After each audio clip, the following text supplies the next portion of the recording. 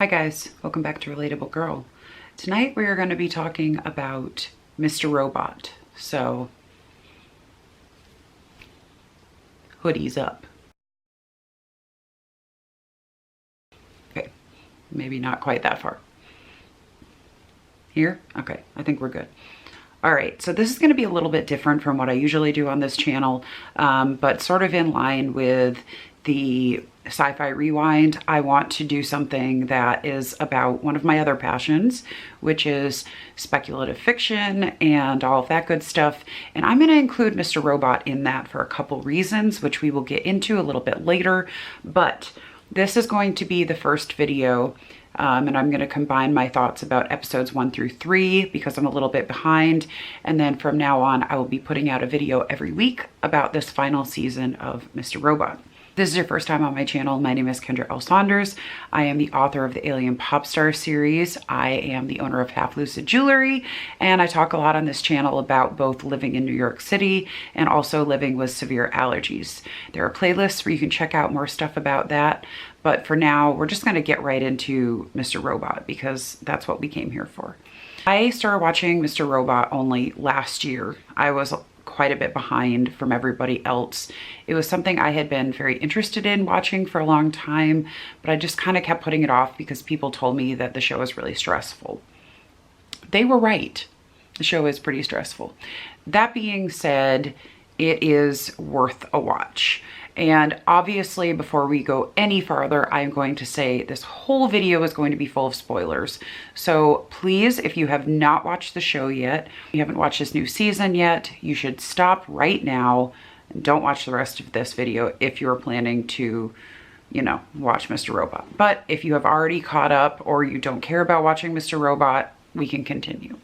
So I binge watched the first 3 seasons when I finally did watch it, and I was just blown away by the writing, by the characters, by the cinematography, by the sort of understated and quiet way that the show just showed so much devastation on so many levels, whether it was personal or, you know, on a global level or whatever.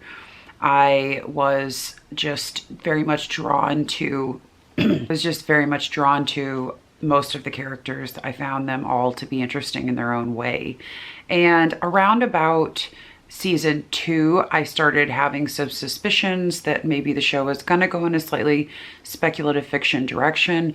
And then by season 3, I had like a fully formed idea of what I thought was going to happen. Now, of course, they made the announcement that season 4 is going to be the last season. So there's gonna have to be a lot wrapped up very quickly with this show.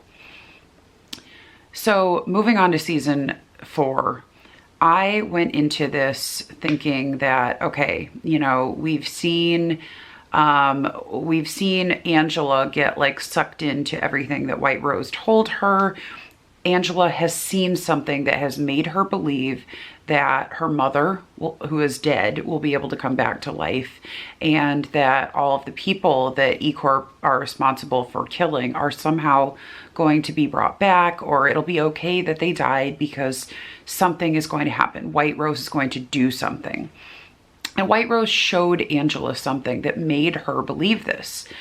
And if we think about who Angela is as a person, Angela has been very practical, very down to earth in every respect. She's very grounded. She's not the kind of person that would just believe some crazy science fiction kind of thing unless she truly saw something with her own eyes that changed her views about things. Angela grew so much as a character throughout the show, and you really come to love her because you see her, you know, start off being very timid, and you see her get stronger. You see her come into her power. You see her become manipulative in her own way. And she's been through so many bad things, and yet she continues to get stronger and continues to try and grow. Whatever it is that White Rose shows her halts everything, all of that progress for Angela. And when we begin the first episode of season 4, we see an Angela that is totally broken. She's broken, and she is clinging to this idea that White Rose is somehow going to make everything worth it in the end. And my theory has been that White Rose has some kind of either time machine or portal into an alternate dimension possibly. And I know that this is like a crazy theory to have. This has been my theory since last season though, and I desperately want to be right about this. I would love this show, which has already been mind-blowing, it's been mind-expanding, it's been weird, it's been unconventional. I want it to veer into that sort of speculative fiction like direction. I want to see that White Rose has built something that can change the past, that can you know, tap into a different timeline where the things that we've seen happen haven't happened. So in the first episode, it starts with Angela, and again, obviously, spoilers. Very important. If you don't want spoilers, stop. Go away now. But Angela is shot in the first couple minutes of that first episode of the fourth season. And it was definitely one of the most like stressful and awful moments in the show, because it was just done so subtle and so casually, and it wasn't quite off screen, but almost. And to lose such an important character that way was really intense, and it sets you up for the fact that this season is just going to do whatever it's going to do. I feel like the first episode doesn't really focus that much on Elliot.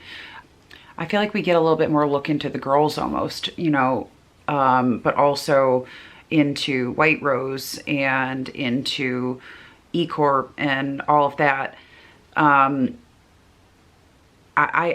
feel like Elliot, his storyline was not quite as important in that first episode. I also spent quite a bit of time with Price in this episode.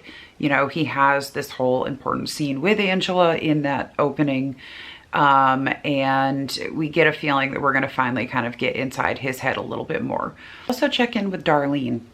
And I am very sad to say that Darlene kind of seems like she's falling apart too. I mean, she's always been a little bit on the edge, but she is just looking rough. She feels guilty for the things that she's done. She's upset and won't believe that Angela's dead. You know, Elliot's being like his normal, weird, closed off self. So Darlene is just like doing a lot of drugs, drinking a lot, not taking care of herself at all, just like seems to have a death wish. And then we check in with Dom, and I feel so bad for Dom just in general. I feel like of everybody in the show, she's the one that I kind of feel the worst for, because the things that have happened to her already have just brought this poor woman so low in ways that she will never recover from. Like, she is truly a broken woman. And when we see her in season 4, she's living with her mom.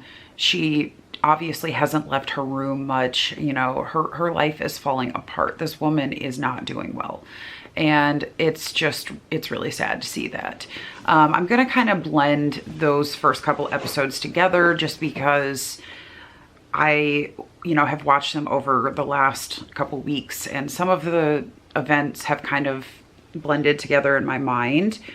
It's interesting how they show that everybody's kind of forgotten about the bad things that happened with the crash. You know, that life has gone back to normal. People are just like thinking about Christmas and spending money, and, you know, people on the news are just talking about things like it's not really that big a deal. I think that's an interesting commentary on kind of how we are and just how we forget about those things so quickly. I also had to kind of laugh about the Busey, whichever Busey it was. I can't think of his name right now, I'm sorry, but being in that first episode. And he plays exactly the kind of character that you would expect. And he's like super slimy, and I just thought that was an interesting casting choice. It was, you know, he's one of the only actors in here besides BD Wong where like he's so recognizable right away that part of you is like, oh, that's actually an actor in real life and not just somebody in Mr. Robot, you know. I feel like that with Rami Malek, he has embodied this role so well and so deeply that to me, he, as Elliot, transcends being an actor. But with the Busey, it felt like a Busey in Mr. Robot. So the second episode, one thing I do definitely remember about that stood out is that there was that crazy montage at the beginning. And I thought that was so well done. I don't know how this show has managed to take these like clips of real life and mix it into the show so well, but it's seamless. It's like beautifully done. I was creeped out, just like I was supposed to be, by, you know, what they were showing of how White Rose has kind of been like building this empire for so long and has had a hand in all of these different things, like making the internet and, you know, us giving up our privacy and whatever. And I thought that was really interesting. I liked that take. That kind of added to that, you know, feeling that I have of wanting this to go in the speculative fiction direction. And in the second episode, we have this whole thing with Dom having to file a fake report, and we have this taxidermy lady who is just so incredibly creepy. Like, this woman is so creepy. I feel like she's one of the creepiest people they've had on the show yet somehow, which is really saying something because they've had some creepy people on there, but she's just so creepy. And then kind of jumping forward, because I felt like the second episode, it felt a tiny bit fillerish at times. Like, it had moments that were really important, but some of it kind of felt like filler. The third episode, though, we have this huge backstory finally about White Rose, and we see that White Rose lost somebody that she loved desperately, and it was all just so intense and sad and something that obviously still haunts her. And, you know, you see that this person that she loved was one of the only people that knew that she is a woman and understood that and loved her for that and accepted her that way. And ever since then, she has been having to live sort of hiding as this other person and building up her empire, and now is preparing whatever this thing is that she's so excited about. She's getting ready to launch it, and everybody keeps cryptically talking about it. We don't know what it is, but she does mention that she wants to be able to like wear a dress when that happens. It's important that she's wearing this dress that has been, you know, important in her past. And I feel like that whole storyline is absolutely fascinating. I loved every minute of it. I was riveted. I kind of had a feeling that there was some kind of tragic backstory that made her want to do all the things that she's done. We still don't know what exactly it is that she's made, but I do like to believe, and I feel like this backstory lines up with this, that it's something that will allow her to change the past. And if so, she wants to be able to change the past and not lose that person that she loves, or possibly maybe like be her true self earlier. I don't know. I'm not sure. I hope I'm right about this. I have no idea if I am. This could be the most insane theory anybody's ever had, and I could be totally wrong, and you can laugh at me if you want about this, but this is just my theory, and it's just what I would like to have happen. Like, if I was writing this, this is what I would do. But obviously I'm not writing this, and the writers of the show are so good. They're so good. I know whatever they do is going to be insane. It's going to be bananas, but that's what I'm hoping is going to happen. I'm really hoping that's where we're going. And I feel like that backstory could definitely play into that, because this gives her something that she wants to be able to change about the past. This gives her something that, you know, would motivate somebody to create something that crazy. I don't know.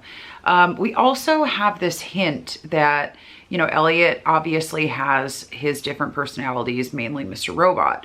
But we have this hint that there is somebody else, that there is another person in his head, and his mother, like the, you know, the version of her that he has in his head, knows about this other person. And it's going to be interesting to see who that ends up being and where they go with that. I mean, I noticed some other people that have been watching this show said that they remember times that kind of hinted at this before. I personally didn't. I don't know. It's been a little bit since I watched the first 3 seasons. Maybe if I went back and rewatched now, I would notice it. But I don't necessarily remember those hints, so I'm interested to see where this goes. I have no idea what they're gonna do, but that's my theory. That's my very long, rambly theory for what I'm hoping will happen, what I'm hoping is going to be revealed. And I guess we'll just have to wait and see next week and the following weeks what happens. But yeah, I'm excited to continue watching. I'm excited for this final season of, I think, one of the best shows I've seen maybe ever, just writing wise and concept wise. It's mind blowing. It's so good. It's just so good. But I'm excited to finish this season and to go on this journey with you and make videos about this each week. So let me know if you have watched this season so far, what your theories are. And yeah, I mean, make sure to put something about spoilers in your comments if you are going to do that though, just in case. But yeah, I'd love to talk about it with you in the comments. Let me know if you're excited about more of these videos too, because I'm excited. I want to make things that you enjoy though. So let's do this together. Let's talk about Mr. Robot together. If you haven't already subscribed to my channel, you should do it, especially if you do want to see more of these Mr. Robot videos. That way you'll know when I've uploaded new ones. Thank you so much for watching and getting through all of this rambling. I really appreciate it. And I am going to be doing another giveaway soon, so keep an eye out for that. Anyway, thank you so much for watching, guys. See you in the next one. Bye.